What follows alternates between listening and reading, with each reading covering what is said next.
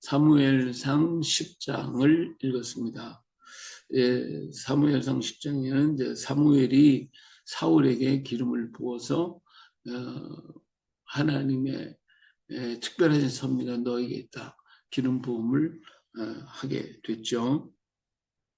그리고서는 기름을 붓고 하나님께서 내게 기름을 부으사 그의 기업의 지도자로 삼지 아니하셨느냐 그러면서 네가 나를 떠나갈 때에 이런 징조가 나타나게 될 것이다 하면서 세 가지의 징조를 보여주었습니다. 이 세 가지의 징조가 정말 그가 가는 동안에 다 드러나게 됐는데 선지자들을 만났을 때 그들이 예언을 하는데 같이 그도 예언을 하게 됐습니다. 그러면서 그 마음이 새롭게 변화되는 모습을 볼 수가 있죠. 사무엘이 그래서 내게는 여호와의 영이 크게 임하리니 너도 그들과 함께 예언을 하고 변화의 새 사람이 되리라. 예. 하나님께서 이제 그에게 역사하시니까 그가 새로운 마음, 새로운 생각, 자기라고 하는 것에서 이게 변화되는 역사죠. 오늘 우리가 예수 그리스도를 영접하고 나면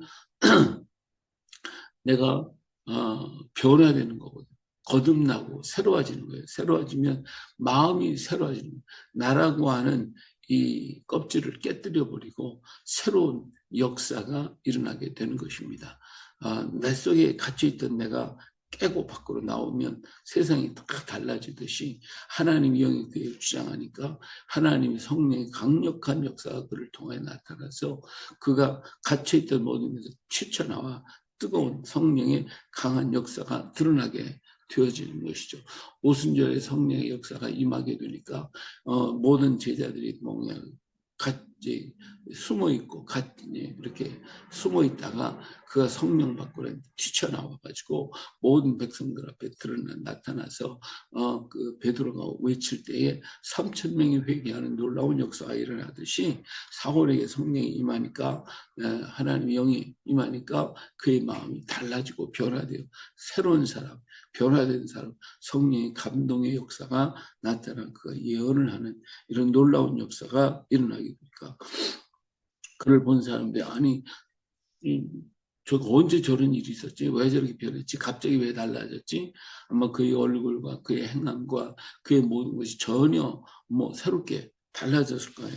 집에 있을 때 그의 숙부가 도대체 또 어떻게 된 거냐 할 때에 그가 사무엘이 갔었습니다. 사무엘이 아마 물어본 것도 사무엘이 너에게 무슨 일을 했냐?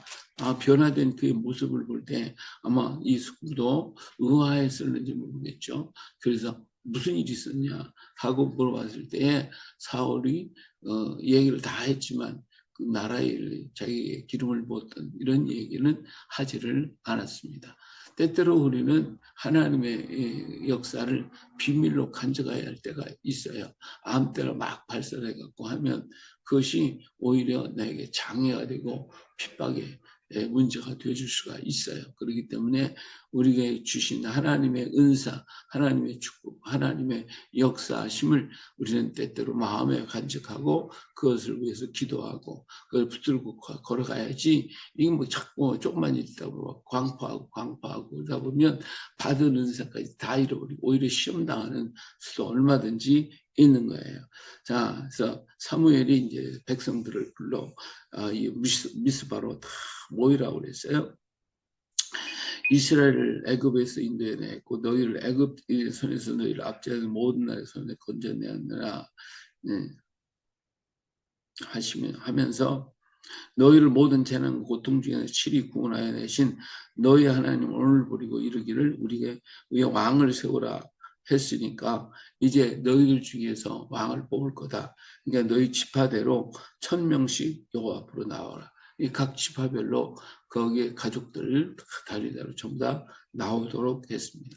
그리고 그들 앞에서 제비를 뽑기 12지파 불러가지고 그들 중에서 하나님의 선택이 어디냐? 그 지파를 뽑았더니 베냐민 지파가 뽑혔어요. 근데 베냐민 지파를 또 가족별로다가 다 나와서 보더니 기스의 가족이 뽑혔어요. 그래서 기스의 가족이 기스의 가족들을 모았어요. 그리고 거기서 제비 뽑았더니 사울이 뽑혔어요. 근데 보니까 사울이 안 보이는 거예요. 아니 도대체 어디 갔냐 하고 막 이리저리 찾고 그래서 하나님 앞에 물어봤더니 저가 지금 저 진보다리 속에 저 숨어 있다. 해서 이리저리 찾아가지고 사울을 데리고 왔습니다. 정말 그가 나왔을 때 보니까 뭐 다른 사람들 어깨 위만 컸으며 키도 작다. 생기기도 잘생겼고 정말 이렇게 멋있는 모습을 보니까 백성들이 겉모양만 보고 야 정말 하나님이 왕을 세웠구나. 그래서 그들이 왕의 만세를 부르게 됐다 하는 것이죠. 하나님이 이미 그에게 기름을 부었고 하나님이 그를 택하였기 때문에 그가 제비를 뽑아서 그래서 모든 백성들 앞에 제비를 뽑아가지고 왕을 뽑는 과정을 보았기 때문에 그들 모두가 왕의 만세를 부르고 왕으로 추대를 하게 됩니다. 자, 그때 사람들이 그중에 몇몇 사람들은 사울을 따랐지만 어떤 사람들은 비난하고 저기 뭐 특별한 게 있냐 하면서 비난을 하기도 했습니다. 물론 뭐 그중에서 튀어난 사람도 많이 있고 12지파의 장들이 다 있었고 뭐 백부장, 천부장 뭐 다 이런 사람들도 거기 있었을 텐데 이름 있는 그래도 좀 드러난 사람이 왕으로 뽑혔다고 그러면 사람들이 전부 다 나와가지고 그를 더 높였을 것인데 그것도 아니고 전혀 뭐 알려지지도 않고 뭐 특별한 것도 없고 정말 사울이 가서 보따리에 숨을 정도로 가서 이렇게 그가 왕이 됐다고 하니까 뭐 몇몇 사람 하나님 세웠으니까 따르기도 하겠지만 어떤 사람은 저기 뭐 이름도 없고 뭐 아무것도 없는 사람이 무슨 왕이 됐어 하고 비난하고 그를 따르지 않았다라고 하는 것을 알 수가 있습니다. 그래요. 오늘도 하나님의 역사는 정말 인간이 생각하고 전혀 다르거든요. 내가 볼 때 준수하고 멋있는 사람이 정말 하나님의 일꾼이요. 또 하나님의 왕이라고 생각을 했겠지만은 그러나 하나님은 그런 사람을 주지 않고 나 외모를 보지 않는다. 그게 중심을 본다. 이렇게 하셨잖아요. 다윗을 선택할 때도 역시 다윗의 여러 형제들 그냥 이름 있고 있는 능력 있는 뭐 장군들 이렇게 세웠던 사람들은 다 하나님 버리고 정말 보잘것없는 양치기 소년 목동 정말 다윗을 하나님이 기름 부어서 왕으로 세우시잖아요.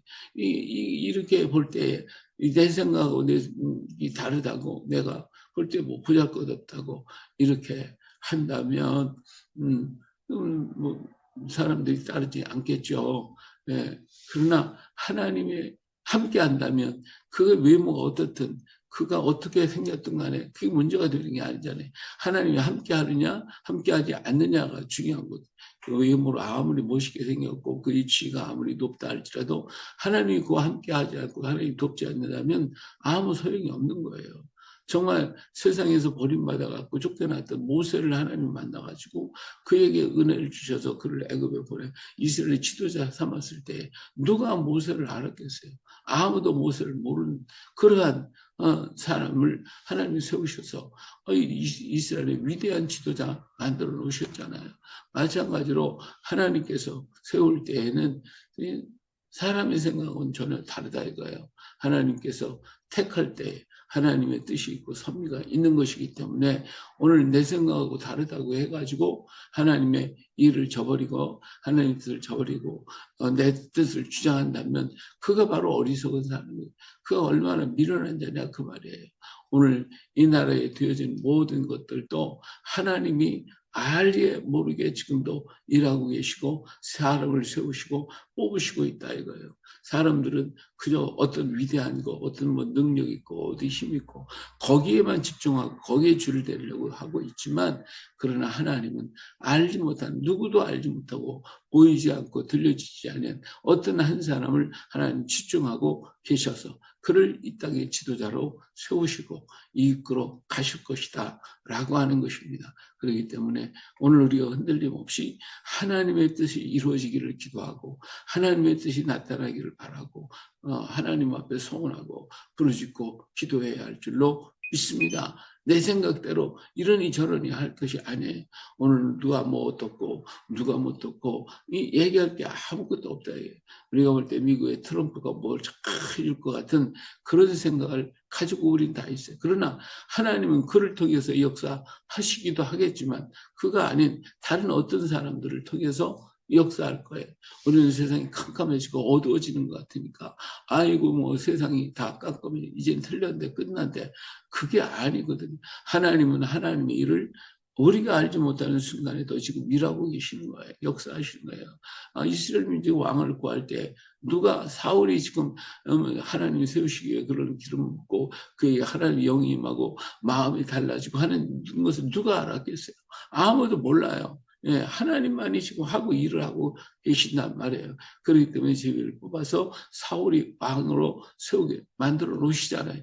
이처럼 하나님은 하나님의 일을 지금도 우리가 모르는 사이에 하나하나씩 진행해 나가고 있고 하나님의 역사는 오늘도 도저히 흘러서 그 하나님이 원하는 뜻 가운데로 걸어가게 만드신다 그 말이에요. 할렐루야. 그렇기 때문에 우리가 이를 있다고 해서 저를 있다고 해서 거기에 휩쓸리고 마음 뺏기고 실망하고 좌절하지 말고 오늘 또 하나님이 일하시고 계시다. 이 날을 붙들고 계시다. 하나님이 도우시고 계시다. 하나님이 역사하고 계시다. 오늘 또 하나님이 일하고 계시다 하는 걸 믿고 믿음을 가지고 주님 앞에 나아가고 주의 이름을 붙들고 주의 이름으로 우리는 명하고 기도하고 공중권을 잡은 자들과 우리는 싸워야 되지.